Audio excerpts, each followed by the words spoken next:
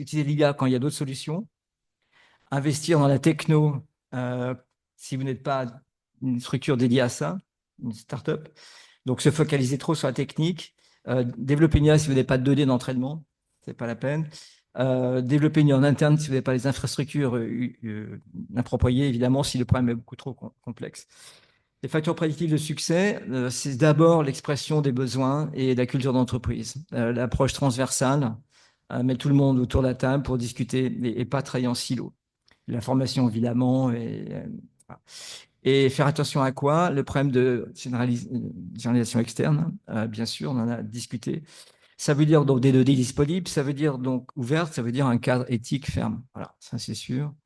Le overfitting, on a un petit peu parlé, qui est intrinsèque à l'IA, effectivement, à cause d'un surentraînement sur les données d'entraînement et qui ne va pas marcher sur les données de test. Le benchmarking, donc, qui est absolument important pour effectivement valider votre solution. Et puis, donc, toujours vérifier dans les conditions d'utilisation. Attention donc aux biais, on doit donc les mesurer, comme on en a parlé.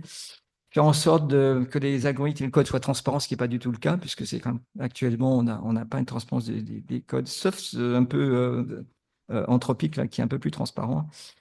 Et par contre, on peut se demander si les modèles de fondation actuels répondent vraiment à des questions spécifiques d'épidémiologie sur les paramètres d'une épidémie, par exemple. Ce n'est pas du tout acquis.